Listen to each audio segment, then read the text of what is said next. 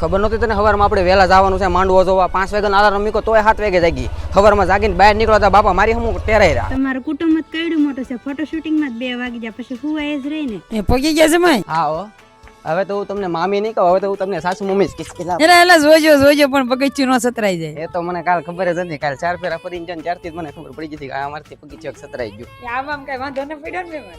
ના તમારા ગામના પણ રસ્તા બહુ છે ને આમાં ખબર ન પડે ભૂલા પડી સાચું મમ્મી કાલ તમે આ મારું નાક ખેંચીને બહુ લાંબુ કરી નાખ્યો તમે વધારે ખેંચ્યો હોત ને તો શેડા બહાર નીકળી જાત કેમ કે હમણાં છે ને વાનો બહુ વધી ગયો એકચ્યુઅલી તમારું ગામ પાછું બહુ મોટું છે સાચું મમ્મી આવો બનેવી આવો જો લે હા જો ને આવ્યા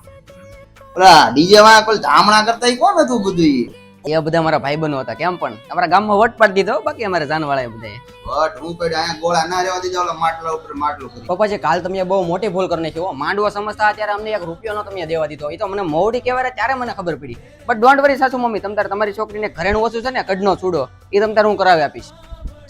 એ તારા મમ્મીને કે નહીં યાર રસોઈ બનાવવા ઉતાવળ રાખે હજી આપણે હુરદન દદાઈ જવાનું બાકી છે હું આમ કરે જા ઉતાવળ રાખે કે સાસુ મમ્મી રસોઈ એમ બનાવ્યો હું તો આમ જો આંગળા છાંટતો રહી ગયો તમારી જે રસોઈ તમારી છોકરીથી તો ન જ બન્યો ચાચુ મમ્મી ચાલો હવે બાપા છે રમો હવે અમે નીકળી જાય અમારે હજી હુરદન દદાઈ પગે લાગવા જવાનું બાકી છે હવે ઘરે મોડું થાય ને તો મારા પપ્પા પાછા મને ફોન કરીને ખીજાયા પાછા